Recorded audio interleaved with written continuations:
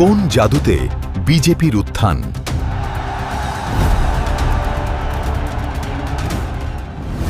নমস্কার, আপনারা দেখছেন কিউ ইন্ডিয়া বাংলা। আপনাদের সঙ্গে রয়েছি আমি মৌমিতা।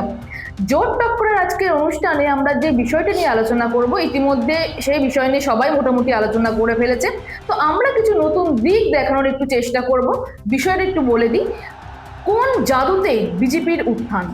হ্যাঁ, অবশ্যই বুঝে গেছেন, ভোট হয়েছে, ভোটের রেজাল্ট বেরিয়েছে, বিজেপি ক্ষমতায় এসেছে। তো সেই বিষয় নিয়ে আজকে আমরা আলোচনা করব। আজকে আমাদের সঙ্গে অনুষ্ঠানে উপস্থিত রয়েছেন কিউ ইন্ডিয়া বাংলার এডিটর প্রসেনজিৎ মিত্র। দাদা, অনুষ্ঠানে প্রথমে আপনাকে স্বাগত। দাদা, যেটা হচ্ছে যে ভোট ভোট ভোট হলো, নির্বাচন কমিশন সুষ্ঠুভাবে ভোট করালো, রেজাল্ট আউট হলো, ক্ষমতায় বিজেপি। কোথাও কি মনে হয় যে বিজেপি ক্ষমতায় আসার মূল ফ্যাক্টর শুভেন্দু অধিকারী? শুধু একটাই কি কারণ? না, শুভেন্দু অধিকারী একটাই ফ্যাক্ট নয় আর কি। এখানে মানে এর পেছনে অনেকগুলো কারণ আছে। যদি কিছুদিন আগেও যাও আর কি, দেখতে হবে যে বিজেপি শুরু করেছিল 2021 সাল থেকে। তারা যখন শুভেন্দু অধিকারী 18 সালে পর আর কি, উনি যখন তৃণমূল ছেড়ে আসেন আর কি, তো আসার পর উনি একটা জায়গায় বলেছেন এখানে লড়ে নিতে হবে জায়গাটা। তো সেই লড়ার জন্য তিনি যেটা শুরু কাজটা করেছিলেন আর কি, মানুষের সাথে গ্রাউন্ড লেভেলে হোমওয়ার্ক করেছিলেন, মানে ঘরে ঘরে গিয়ে তাদের পালস বোঝার জন্য এরা চেষ্টা করেছিলেন।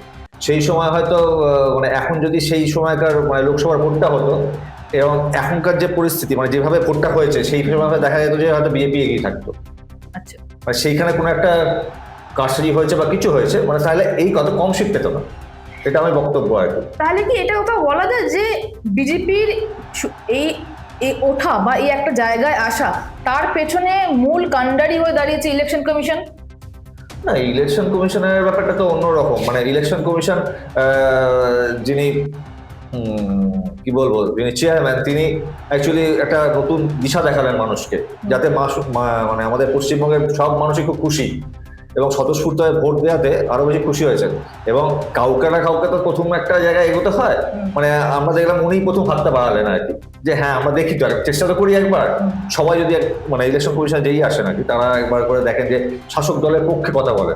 মানে যবে থেকেই শাসক দল আর যে দলই হোক না কেন, সবসময় আমাদের থাকা উচিত যে আমি একটা জিনিস করতে যাচ্ছি, নিউট্রালি থাকা উচিত। তবে যে কোনো জিনিসই নিউট্রাল থাকলে অনেক কিছু সমাধান হয়। আজকে আমি এটা বলবো, যদি আমরা নিউট্রাল থাকি আর কি, আমাদের সমাজ মাধ্যমে সংবাদ মাধ্যমে ঠিক এই জায়গায়, মানে সংবাদ মাধ্যমে যদি নিউট্রালে থাকা যায়, তাহলে গিয়ে আর সবাই তোমাকে সম্মান করবে। আর তুমি একবার এদিক ওদিক করো, তাহলে কাউকে তুমি পাবে না। আর সংবাদ মাধ্যমের জায়গাটাই হচ্ছে একটা নিউট্রাল জায়গা থেকে সবাইকার কথাই বলো। এবারে একটা বিষয় দেখা গেছে, যেটা আগে এতদিন ভোটে দেখা যায়নি, বড় বড় আবাসনগুলো মূলত ভোট থেকে মানে ভোট দান থেকে পিছিয়ে থাকতো। নির্বাচন কমিশন এবারে যেটা করেছিল, সমস্ত বড় বড় আবাসনের মধ্যে বুথ করেছিল, যাতে সবাই ভোট দান দেয়। কারণ একটা বড় অংশের মানুষ তারা কিন্তু ভোট দিত না, তাদের জন্য একটা যেমন করেছিল। এখন একটা দেখা যাচ্ছে যে যারা মানে একটু শিক্ষিত বা খুব একটু মানে কি বলবো ধনী ব্যক্তি যারা হন, তারা একটু উদাসীন ছিলেন ভোট নিয়ে। কারণ ভোটে গেলেই লাইনে দাঁড়ানো, কখনো মানে কি বলবো ঝগড়াঝাটি অশান্তি, বলবে এটা নেই ওটা নেই, এসব লাইনে থাকতে হবে, অত সময় নেই তাদের হাতে, তারা ব্যস্ত। তো তার জন্য এবার কি করেছে, সেই জায়গাটা তো ইলেকশন কমিশন বসে গেছেন তার জায়গা নিয়ে। এবং তিনি বলেছে যে হ্যাঁ আমরা ইলেকশন আবাসনে প্রতিটা আবাসনেই করবো, যেখানে যেখানে পারমিশন পেয়েছেন অবশ্যই যারা করতে দিয়েছেন আর কি, সেখানে করতে পেরেছে। ঠিক সেই মতোই শুভেন্দু অধিকারী যখন ভোট প্রচার করছিলেন, উনি A to Z জায়গায় গেছেন, গলি থেকে রাজপথ, কোনো জায়গায় উনি বাদ দেননি। সেইটা কি কোথাও একটা ফ্যাক্টর পড়েছে? কেন কিনা আগে এই একদম তৃণমূল স্তরে গিয়ে সবার সাথে মিট করা, এটা মানে সেভাবে চোখে পড়েনি। এবার এটা কি শুভেন্দু অধিকারী বেশি করেছিলেন, তাই জন্য কি রেজাল্টটা এরকম? না, শুভেন্দু অধিকারী আজকে করছেন না এটা, যবে থেকে তৃণমূল ছেড়ে এখানে বেরিয়েছে, মানে নিজের জায়গাটা শক্ত করতে হবে আর কি। সেই সময় তোমার একটা ভেতরে প্ল্যান ছিলই, যেটা আমরা বুঝতে পারিনি হয়তো, বা তখন থেকে তিনি বলেছেন তিনি তার জায়গাটা শক্ত করে ধরে রাখবেনই। মানে তার একটা টার্গেট ছিল হয়তো, যে আমাকে এইরকম একটা লেভেলে যেতে হবে এবং বিজেপিকে এখানে এগিয়ে আনতেন তিনি। মানে সে তো দায়িত্ব নিয়ে এসছেন, মানে কাউকে যে প্রমিস করেছেন বা এরকম কিছু হয়ে থাকতে পারে আর কি। তো তিনি সেই জায়গাটা ধরেই আস্তে আস্তে এগিয়ে চলেছেন। তখন দেখা যাচ্ছে যে আমাদের মনে হতেই পারে যে তখন তাহলে কিছু আমাদের 21 সালে সেরকম ফলপ্রসূ হয়নি। কিন্তু একটা জিনিস আমি বারবার বলবো, সেটা হচ্ছে যে ওনার জন্যই কিন্তু আজকে উনি যেভাবে ফিল্ডিং খেটেছেন, মানে ফিল্ডিং খেটাই বলবো, মানে ম্যান টু ম্যান হ্যাঁ মানে কানেক্ট করেছেন, তার জন্যই কিন্তু আজকে এই উত্থানটা হয়েছে। মানে অনেক কিছু বলবে যে সবাই এখানে কাজ করেছেন, সেটা একটা অন্য পার্ট, কিন্তু ওনার ম্যাক্সিমাম ক্রেডিটে ওনার দিকে যাওয়া উচিত। একটা বিষয় যেটা বলা হয় বা বলা হচ্ছে যে বিজেপি মানে হিন্দু ভোট, কিন্তু এর বাইরেও মতুয়া বা রাজবংশী সম্প্রদায় তারাও তো হাত খুলে ভোট দিয়েছে বিজেপিকে। না, এটা হিন্দু ভোট বলে নয়, অ্যাকচুয়ালি এটা একটা হওয়ার ছিলই। মানে দীর্ঘদিন ধরে মানুষের মধ্যে একটা কোথাও ক্ষোভ জমেছিল, মানে যেটা হয়তো বিজেপি আঁচ করতে পেরেছিল, হয়তো শুভেন্দু অধিকারী আঁচ করতে পেরেছিলেন। তারা সেটাকে বুঝতে পেরেছিলেন যে মানুষের, যেহেতু উনি অনেকদিন ধরে এই ফিলিংটা কাটতে বলছি আর কি, মানে গলিতে গলিতে, তুমি যেরকম বলছিলে অলিতে গলিতে গিয়ে প্রতিটা বাড়িতে বাড়িতে গিয়ে করছে আর কি, তো এটাতে তুমি হয়তো খানিকটা বুঝতে পেরেছেন যে আমার একটা এরকম ভোট আসার সম্ভাবনা আছে। যার জন্য তিনি নিজে যখন ভবানীপুরে দাঁড়িয়েছিলেন, মানে তিনি প্রকাশ্যেই বলছেন যে আমি এতটা পাবো শীত, এখান থেকে এই সময় পর থেকে আমার চেঞ্জ যাবে। এটা কিন্তু তার ওই দীর্ঘক্ষণ ধরে মানুষের সাথে থাকা, বোঝা, আর উনি তো দীর্ঘদিনের রাজনীতিবিদ, হঠাৎ করে আজকে এসছেন উনি বলতে পারছেন এমন নয়, কিন্তু তিনি সেই অভিজ্ঞতা থেকে প্লাস মানুষের সাথে মিশে থেকে গল্প করে আড্ডা মেরে পুরোটা উনি একটা কি বলবো হোম গ্রাউন্ড তৈরি করে ফেলেছিলেন। আচ্ছা, এখানে কি কোথাও মনে হয় যে বিজেপির জয় লাভটা এর পেছনে কোথাও থ্যাঙ্কস জানানো উচিত তৃণমূলকে? তার কারণ তৃণমূলের দীর্ঘদিন ধরে দুর্নীতি আমরা দেখে আসছি, মানুষ একটা বিরক্তিকর ভাব প্রকাশ করছিল, বাধ্য হয়ে তখন মনে হলো না এবার তৃণমূলকে ছেড়ে আমাদের উচিত অন্য কাউকে বেছে নেওয়া। তো সেই থ্যাঙ্কসটুকু কি তৃণমূলের কাছে যায়? সেটা এখন তো সময় বলবে, মানে দেওয়া উচিত কি উচিত নয় আর কি। তাহলে আবার যদি বলা হয় তাহলে আবার বিজেপি বলে আমরা তাহলে কিছুই করিনি, ব্যাপারটা অন্যদিকে চলে যাবে আর কি। তো সেটা না বলাই ভালো আর কি এখানে। না, কিন্তু এটাও তো ঠিক যে দীর্ঘদিন ধরে মানুষের মনে একটা ক্ষোভ সৃষ্টি হচ্ছিল, কেন আমরা দেখেছি মানে মানুষ এত রকম, মানে শিক্ষা দুর্নীতি থেকে, রেশন দুর্নীতি থেকে, সিন্ডিকেট থেকে, আরজি করে কাণ্ড সবচেয়ে বড় একটা উদাহরণ দাঁড়িয়েছে। মানে তুমি একটা বিশ্বাস করবে না, এখন তো নতুন আমি একটা গান শুনছিলাম রিসেন্টলি, কি মানে মাছও নাকি এরকম চুরি হওয়া যায়, মানে আমি এটা ভাবতেই পারি না, মানে সেটা নিয়েও একটা গান তৈরি। আমি তো মানে ভাবছি কাউকে জিজ্ঞেস করবো যে এরকম মাছও চুরি হয় নাকি, বা একটা এরকম একটা জায়গায় চলে যাচ্ছে, সেটা খুব হিট গান, বালিচোর কয়লাচোর, মানে এরকম একটা জায়গা হয়েছে, মানে এটা খুব পপুলার নাকি গানটা হয়েছে সোশ্যাল মাধ্যমে নাকি খুব হিট করেছে, এটা ভাইরাল হয়েছে শুনছি আমি। তুমি একটা রিসেন্টলি ঘটনা দেখতে পারো যে হঠাৎ এই আমাদের ক্যানিং এ একটা ঘটনা হলো, তার কালকে রাত্রিবেলায় এরকম একটা ঘটনা ঘটেছে এবং বিজেপির এক নেত্রী গিয়ে ওখানে ধরেছেন আর কি। তো হসপিটাল থেকে নাকি গয়না টাকা চুরি হচ্ছে, মানে ওটাও একটা পাচারের মাধ্যম ছিল হসপিটালটা, মানে হসপিটালটাকে ইউজ করে, মানে কোনো একটা জায়গা ছাড়েনি। এবং আজকের দিনে হয়তো তৃণমূলের নেতা নেত্রীরা বলছেন যে এটা যদি আগে বলতেন ওনারা, মানে সাহসটাই হতে হবে। আর মানুষ আজকে সাহসে ভোট দিয়ে হয়তো একটা বিশ্বাসও ছিল, আর এই বিশ্বাসে মানে সবচেয়ে বেশি ভরসা পেয়েছেন মোদিজির ওপর, মানে এটা আমি অন্তত বলবো।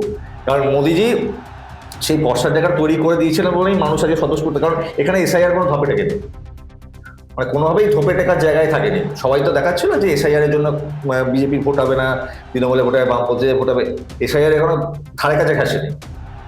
ভোট পুরো বিশ্বাস, ভরসা, অত্যাচার এইসব নিয়ে একটা জায়গাতে ভোটটা হয়েছে।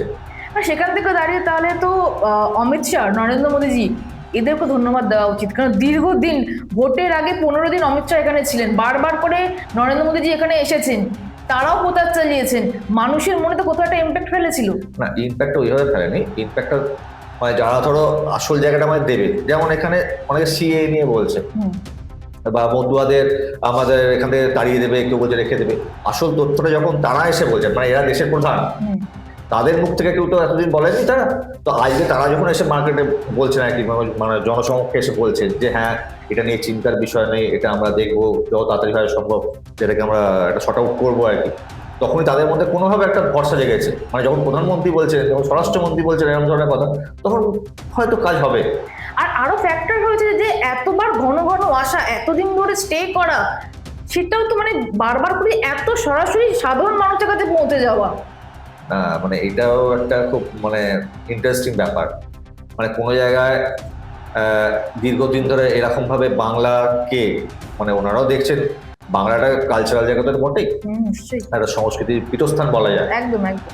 এখানে শিক্ষিতের সংখ্যা তুলনামূলক একটু বেশি আর কি, মানে আমি বলছি না একদম শ্রেষ্ঠ বাইরে কিছু, কিন্তু এখানে লোকজন ভালো রকম শিক্ষিত, আর এই শিক্ষিত সংস্কৃতির একটা মানে ভাবধারায় পশ্চিমবঙ্গের মানুষ চলে। সেই ভাবধারাটা ওনারা হয়তো বুঝতে পেরেছিলেন কোথাও কি বলবো তলাইতে থেকে গেছে। শিক্ষা ব্যবস্থা তো একদম গেছেই আর কি, এত এত সরকারি স্কুল উঠে যাচ্ছে। সবচেয়ে বড় যে আমাদের এত 26,000 শিক্ষক বাতিল, এটা তো বড় একটা ইম্প্যাক্ট ফেলেছিল। হ্যাঁ, এই 26,000 শুধু তো নয়, মানে 26 ইন্টু আমি পরিবার ধরি 4, তাহলে কত লোক হচ্ছে? এক্স্যাক্টলি। মানে তার পরিবার না, এবার তার রিলেটেড সমস্ত, এবার সেটা যদি ধরি সেখানকার লোকালের দোকানদার, আমি যদি কিনতে যাই সেই দোকানদার থেকে কিনতাম, সে কিনতে পারছি না। যখন একটা ফ্যাক্টরি হয় তাকে কেন্দ্র করে তো অনেকগুলো জায়গা তৈরি হয়, মানে কাজের জায়গা। সবচেয়ে বেশি পরিমাণে এফেক্ট যাদের লোন যারা নিয়েছিলেন তাদের উপর সবচেয়ে বেশি ইম্প্যাক্ট পড়েছে। অবশ্যই পড়েছে। ও তাদের, আমার যতদূর মনে হয় তাদের জন্য কিছু না কিছু একটা ব্যবস্থা হবে। মানে আমার মনে হচ্ছে এখন সরকারের চিন্তা ভাবনা যেদিকে আসছে, মোদীজির চিন্তা ভাবনা যেদিকে, শুভেন্দু যে বার্তা নিয়ে আসছেন, উন্নয়নের ধারা নিয়ে আসছেন, তো আমার মনে হচ্ছে যে বাঙালির জন্য একটা আগামী দিনের সুখবর একটা থাকার কথা আর কি। এবার তোমার কি মনে হচ্ছে বলো? দেখুন, যেটা হচ্ছে যে মানুষ এতদিন ধরে দীর্ঘ 15 বছর থেকে আমি 5 বছর বাদ দিই, প্রথম 5টা বছর, তারপরে 10টা বছর, এই বছর মানুষ কিন্তু প্রচন্ড মানে না পাওয়াটাই পেয়েছে। কিছু অগ্রিম পায়নি, কিছু মাঝখানেও কিছু পায়নি। এর ফলে মানুষের যেগুলো দরকার, নেসেসিটি, সেটাই যাতে মানুষ বঞ্চিত হয়েছে। ফলে এখানে যেই আসুক না কেন তার কাছ থেকে মানুষ চাইবে আমাদের উন্নয়ন হোক, রাজ্যের উন্নয়ন হোক, আমাদের পরবর্তী প্রজন্মের উন্নয়ন হোক, সেটা শিক্ষা ব্যবস্থা, স্বাস্থ্য, চাকরি ক্ষেত্রে সব জায়গাতে। তো এই দাবিটা নিয়েই কিন্তু আজকে বৃহত্তর মানুষ বিজেপিকে ভোট দিয়ে ক্ষমতায় নিয়ে এসছে। তো আমাদের আলোচনা তো চলতেই থাকবে। আপাততভাবে অনুষ্ঠান এখানেই শেষ করছি। দাদা, আপনাকে অনেক ধন্যবাদ। আপনারা দেখতে থাকুন কিউ ইন্ডিয়া বাংলা। নমস্কার।